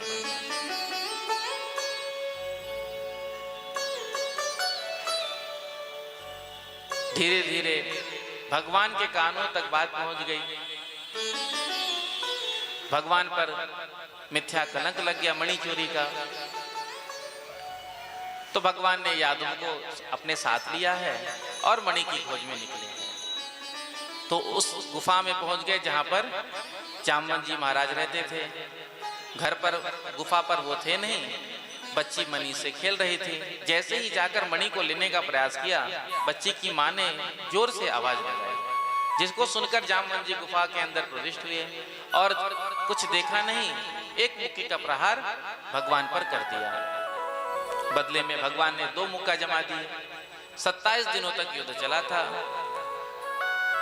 28वें दिन जब भगवान के हृदय में भृगुलता का चिन्ह देखा, तो जान गए कि ये मेरे स्वामी श्री राम ही हैं। तो भगवान ने अपने आने का कारण बताया। तो आज अपनी बेटी के साथ उस मणि को भगवान को सौंप दिया। आकर के भगवान ने सत्राजित को बुलाया और प्रमाण भी लेकर आए ही थे जामवती जी को। तो पूरे नगर में सत्राजित को लोग गालियां देने लगे, देखो इसने हमारे द्वारिकाधीश भगवान श्री कृष्ण पर झूठा कलंक लगाया। अब दुनिया की तो भेड़ चाल है, जिधर की हवा होती है बस उधर ही लोग हो लेते हैं। जहां भीड़ दिखती है बस वहीं चले जाते हैं, पता नहीं वहां क्या चल रहा है। तो आज सब जब सत्राजित को गालियां देने लगे, तो सत्राजित के मन में आया अब ऐसे ही मुझे जिंदगी भर गालियां सुननी होगी। तो मन में विचार किया और द्वारिकाधीश श्री कृष्ण के पास अपनी बेटी का विवाह का प्रस्ताव रखा। तो भगवान ने उसे स्वीकार किया। प्रेम से कहो श्री राधे। आगे भगवान का विवाह कालिंदी जी के साथ हुआ। मित्रविंदा, नागजिति, भद्रा और लक्ष्मणा। भौमासुर नाम का राक्षस, जिसके कारागार में 16,100 रानियां कैद थी, तो आज भगवान आए हैं। भगवान ने आकर के भौमासुर का उद्धार किया, 16,100 कन्याओं को मुक्त कराया। सभी कन्याओं ने दोनों हाथ जोड़ करके प्रार्थना किया कि अब आप हमको स्वीकार करें, क्योंकि अब हम अपने घर जा नहीं सकते, कोई हमसे विवाह करेगा नहीं। हमारे पास केवल 2 ही रास्ते हैं, या तो आप हमको स्वीकार कर लें या तो हम अपने प्राणों को त्याग दें। तो भगवान ने करुणावश 16,100 रानियों से एक ही मुहूर्त में 16,100 स्वरूप बना करके सबके संग विवाह किया।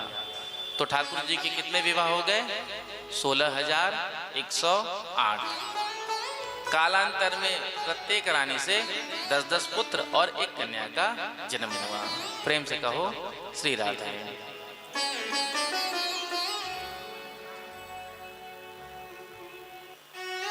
एक दिन द्वारिकाधीश श्री कृष्ण ने विचार किया, कभी कोई रानी हमसे रूठ जाती है, कभी कोई रूठ जाती है, लेकिन आज तक रुक्मिणी जी हमसे कभी रूठी नहीं, नाराज नहीं है। जब रुक्मिणी जी हमसे रूठेंगी, नाराज होंगी, तो उनका मुख कैसा लगेगा। तो आज भगवान चुपचाप आकर के गंभीर मुद्रा में पलंग पर लेट गए रुक्मिणी जी ने आकर के पंखा चलना प्रारंभ किया। जो देखा भगवान को गंभीर मुद्रा में, तो रुक्मिणी जी घबरा गई। अरे आज ऐसा हमसे कौन सा अपराध हो गया, क्या गलती हो गई जो मौनी बाबा बनकर बैठे हैं? कहीं हमसे कोई गलती तो नहीं हो गई? इतने में ही भगवान ने कहा, रुक्मिणी जी आपने हमसे विवाह क्यों किया? अब ये प्रश्न कब कर रहे हैं? जब 10-10 पुत्र के पिता बन गए हैं। अब ऐसा प्रश्न आज के समय में कोई पति अपनी पत्नी से करेगा तो जरूर झगड़ा हो जाएगा। लेकिन रुक्मिणी जी ने कुछ नहीं कहा। तो भगवान ने कहा, देखो रुक्मिणी जी, हमारा तुम्हारा जोड़ी जो है वो बिल्कुल जमा नहीं। कहाँ तुम राजघराने की कन्या और हम गांव के ग्वाला। अरे विवाह से पहले कम से कम खानदान तो देखना चाहिए, वर के गुण तो देखना चाहिए। हमारे अंदर तो कोई गुण है ही नहीं। हाँ, एक गुण है। कौन सा? बताओ। चोरी करने का। हमारे तो खानदान का भी नहीं पता, माता पिता का ही नहीं ठिकाना। देखो अभी भी देर नहीं हुई है। जो इतना कहा, रुक्मिणी जी को मूर्छा आने लगी। जैसे ही रुक्मिणी जी गिरने लगी, भगवान ने चतुर्भुज अवतार लेकर के 2 हाथ से संभाला है। एक हाथ से जल का छींटा दिया और एक हाथ से पंखा जला है। जब रुक्मिणी जी को होश आया तो प्रभु ने कहा कि मैं तो परिहास कर रहा था, मजाक कर रहा था, तुम इसको सच मान बैठी। तो रुक्मिणी जी ने भगवान के जितने भी वाक्य थे उन सब का बड़ा सुंदर उत्तर दिया।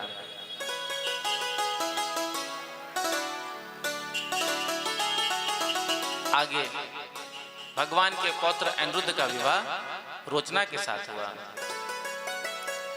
सभी द्वारिकावासी बारात लेकर के भोज कट गए थे।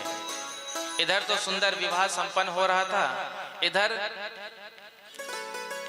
रुक्मिणी ने बलराम जी को चौसर खेलने के लिए कहा, जुआ खेलने के लिए। तो बलराम जी जुआ खेलने के लिए बैठ गए। अब बार बार बलराम जी जीत रहे हैं, लेकिन रुक्मिणी कहता है नहीं, तुम हार रहे हो।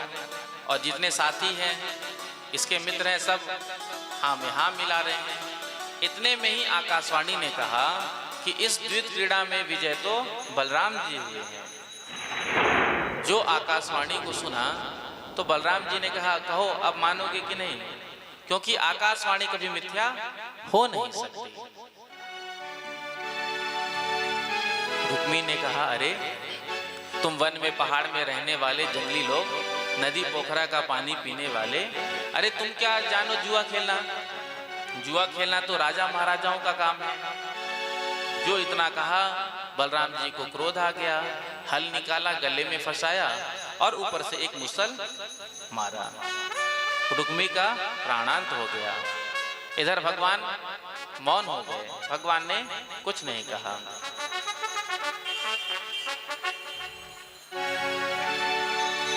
यदि भगवान कहते कि बलराम जी ने अच्छा किया तो रुक्मिणी जी नाराज हो जाती, कहती देखो हमारे भैया को मार दिया और कह रहे हैं अच्छा हुआ। और यदि भगवान कह देते कि बलराम जी ने, भैया ने ये ठीक नहीं किया, तो बलराम जी नाराज हो जाते। जब इसका साला हमको इतने अपशब्द कह रहा था तब तो कुछ नहीं कहा, अब हमसे कह रहा है। तो इसलिए भगवान ने कुछ कहा ही नहीं, मौन हो गया, मौन हो गए। बहुत सारे समस्याओं का समाधान मौन होता है। ये जितने भी लड़ाई झगड़े होते हैं क्यों होते हैं? ये ज्यादा बोलने के कारण ही होते हैं। इसलिए तो संतों ने कहा है कि कम बोलना चाहिए, जितना हो सके उतना कम बोलो। आवश्यकता नहीं है तो मत बोलो। लेकिन आजकल तो लोगों को बोलने की बीमारी है, सुनना आजकल कोई नहीं चाहता। कोई एक दूसरे की सुनना नहीं चाहता, बोलना सब चाहते हैं। आगे बानासुर का चरित्र सुनाया। इसकी एक कन्या थी जिसका नाम था उषा। उषा ने भगवान के पौत्र अनिरुद्ध का स्वप्न में दर्शन किया था। दृष्टः कश्चिन्नरः स्वप्ने श्यामः कमललोचनः पीतवासा बृहद्बाहुर योषितां हृदयंगमः। तो आज स्वप्न में उषा ने भगवान के पौत्र अनिरुद्ध का दर्शन किया। जब स्वप्न टूटा तो अपनी सहेली चित्रलेखा से कहती है कि मैंने स्वप्न में आज एक बहुत ही सुंदर पुरुष का दर्शन किया है, अब मैं उसके बिना नहीं रह सकती। चित्रलेखा सुंदर सुंदर चित्र बनाती थी, तो चित्र बनाना इसने प्रारंभ किया। जब वसुदेव जी का चित्र बनाया तो कहा हाँ कुछ ऐसा ही दिखता था वो। फिर भगवान कृष्ण का बनाया। जब अनिरुद्ध का चित्र बनाया तो कहा हाँ ये वही है जिसका मैंने स्वप्न में दर्शन किया। तो चित्रलेखा ने जाकर के द्वारिका से अनिरुद्ध जी को पलंग के सहित उठा लिया और बाणासुर की कन्या के कक्ष में लाकर स्थापित कर दिया। दोनों साथ में रहने लगे। एक दिन बाणासुर का मंत्री जो है वहां से गुजर रहा था, तभी किसी पुरुष के आवाज को सुना। जाकर के महाराज से कहा महाराज ऐसा हमको लगता है कि कन्या दूषित हो चुकी है, उसके कक्ष से किसी पुरुष की आवाज आ रही है। आकर के बाणासुर ने जब देखा तो अनिरुद्ध थे। अनिरुद्ध को बंदी बना दिया गया। इधर नारद जी ने जाकर द्वारिकाधीश को बताया प्रभु आपको पता है आपका पौत्र अनिरुद्ध 4 महीने से बाणासुर की कैद में है। तो भगवान बलराम जी के साथ आज बाणासुर की नगरी सोनितपुर में आए हैं। इधर भगवान शिव ने बाणासुर को वचन दिया था कि मैं तेरे नगरी की रक्षा करूंगा। तो भगवान शिव युद्ध लड़ने के लिए आए हैं। तो भगवान शिव और भगवान कृष्ण का आपस में युद्ध होने लगा, जिस युद्ध में भगवान श्री कृष्ण ने जिह्वानास्त्र का प्रयोग किया था। तो भगवान भोलेनाथ को जमाई आने लगी। इतने में ही भगवान ने सुदर्शन चक्र को आदेश दिया। सुदर्शन चक्र ने बाणासुर के हाथ को काटना प्रारंभ किया। इसके 1000 हाथ थे। जब 4 हाथ शेष रह गए तब भोलेनाथ की मूर्छा दूर हुई। तो भोलेनाथ ने प्रार्थना किया कि ये मेरा शिष्य है, आप इसे क्षमा कर दें। तो भगवान ने इसे क्षमा कर दिया। प्रेम से कहो श्री राधे। एक दिन भगवान अपने बच्चों को लेकर घूमने के लिए वन में गए थे। इधर भगवान विश्राम कर रहे थे, बालक आपस में खेल रहे थे। गेंद कुएं में चला गया। जैसे ही जाकर के देखा तो उस कुएं में एक बड़ा भारी गिरगिट रहता था। निकालने का प्रयास किया, नहीं निकाल पाए। जाकर के अपने पिता से कहा। भगवान ने आकर के जैसे ही उस गिरगिट का स्पर्श किया है तो आज वो देवता की रट हो गया। भगवान ने पूछा कि तुम कौन हो? तो इसने कहा निगो नाम नरेंद्रो हम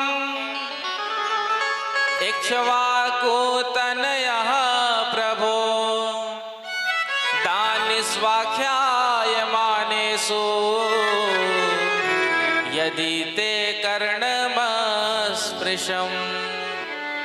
यदि आपने दानियों के बारे में सुना होगा तो आपके कान में सबसे पहला नाम मेरा आया होगा, क्योंकि दानियों के अंदर अभिमान आ जाता है तो अहंकार में भगवान से ही कहता है। भगवान ने पूछा तुम कौन हो? तो कहता है निगो नाम नरेंद्रो हम, इक्ष्वाकु वंश में मेरा जन्म हुआ। मेरा नाम राजा निग था। मैं गैया का दान करता था। मैंने इतनी गैयाओं का दान किया जिसकी गणना करना संभव नहीं। भगवान ने कहा जब तुम इतना दान करते थे तो फिर इस योनि में क्यों पड़े हो? जरूर बूढ़ी और बिना दूध देने वाले गाय का दान करते होगे, क्योंकि दान तो हम लोग भी करते हैं, लेकिन कैसा करते हैं? जो दान कहीं नहीं चलता है, वो भगवान के पास आ जाता है। बोलो राधे राधे। जो सिक्का जो नोट कहीं नहीं चलता है मार्केट में, वो दान पेटी में आकर पड़ जाता है। बोलो राधे राधे। तो दान तो सर्वश्रेष्ठ वस्तु का करना चाहिए, उत्तम से उत्तम पदार्थ का दान करना चाहिए। तो कहा नहीं, दूध देने वाली गाय का दान मैं करता था। अच्छा, तो फिर इस योनि में क्यों पड़े हो? तो कहता है कि एक बार मैंने एक गाय का दान 2 ब्राह्मणों को कर दिया।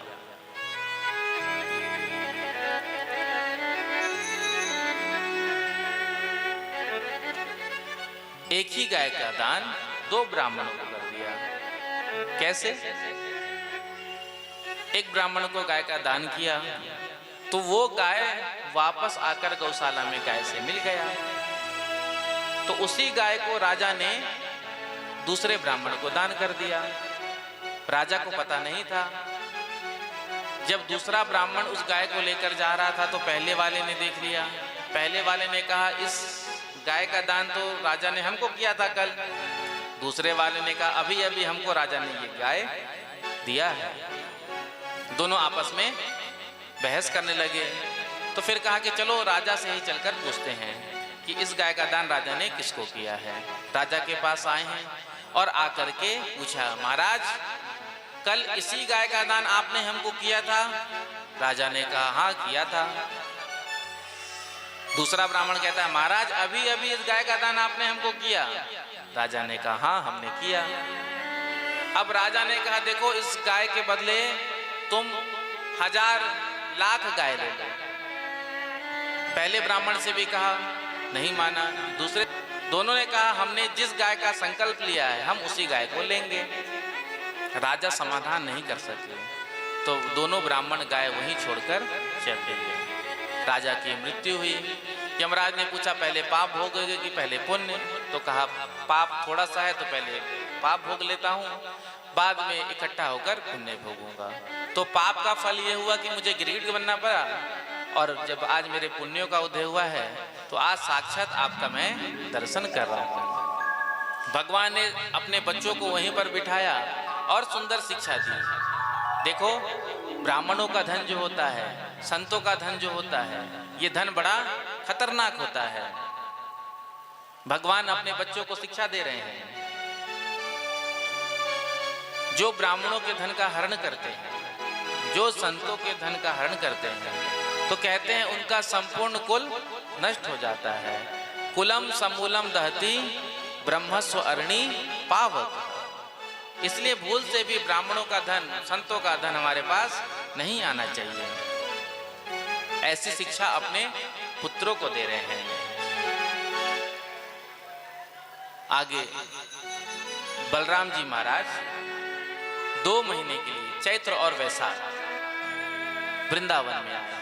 भगवान श्री कृष्ण से कहा तो भगवान ने कहा, अभी आप जाइए, हम बाद में आएंगे।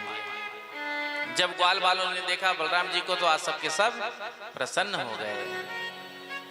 बलराम जी के संग आज सब खेलने के लिए आए हैं वन में। तेज धूप थी तो ग्वाल बालों ने कहा, चलो चलकर यमुना जी में स्नान करते हैं।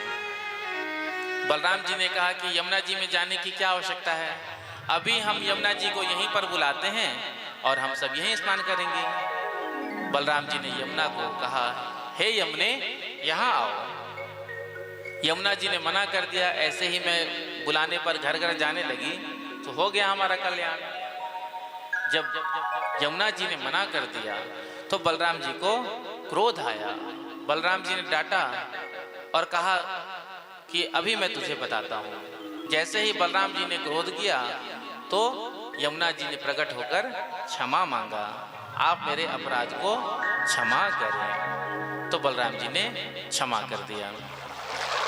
जब द्वारिका में बलराम जी नहीं थे, जब तक बलराम जी द्वारिका में थे तब तक किसी राजा की इतनी हिम्मत नहीं कि वो द्वारिका की तरफ आंख उठाकर देख सके। लेकिन जब बलराम जी द्वारिका से निकले हैं तो एक पौंड्रक नाम का राजा, जिसका मित्र काशी नरेश, अब काशी नरेश ने इससे कहा कि देख, तू असली वासुदेव कृष्ण है। अरे वो तो नकली है। कहा कि तू भगवान बन, मैं तेरा पुजारी बनूंगा, तेरी पूजा कराऊंगा, जो भी चढ़ावा आएगा आपस में हम 50-50 बांट लेंगे। 2 हाथ तो कॉन्ट्रैक्ट के थे ही, 2 हाथ इसने नकली लगा लिए और नीला पेंट जो होता है, पेंटिंग, पूरे अपने शरीर में नीला पेंट लगा लिया। एक लकड़ी का गरुड़ बना लिया, उसी में जनरेटर फिट कर दिया।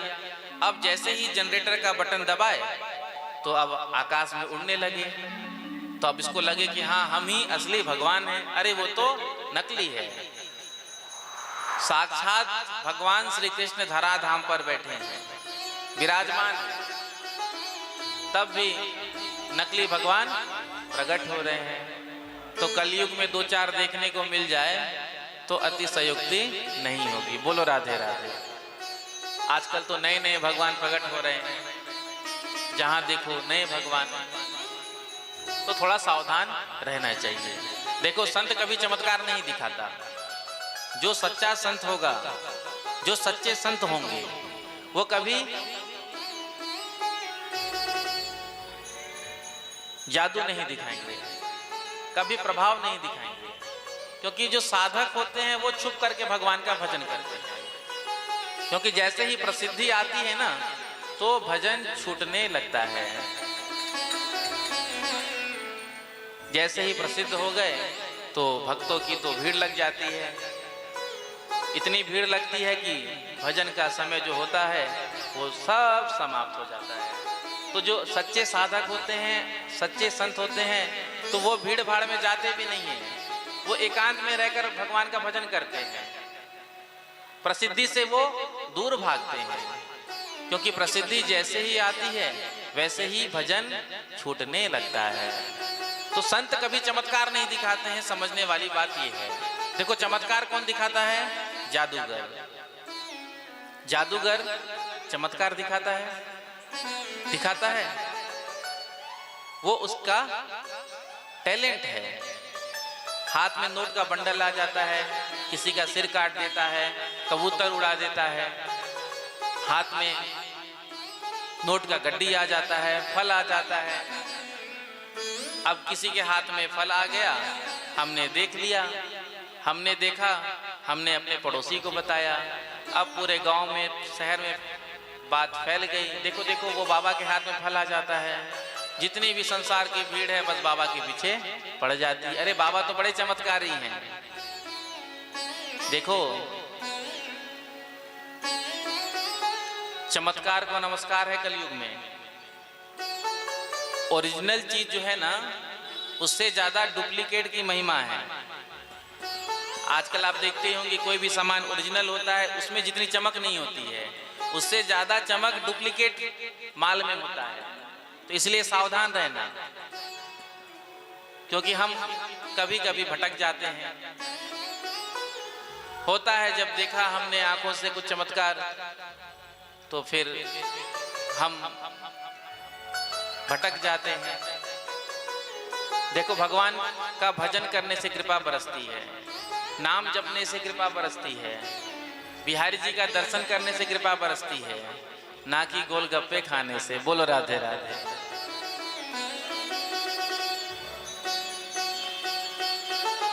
बाबा कृपा बरस नहीं रही है, कहीं कहीं कृपा अटकी हुई है।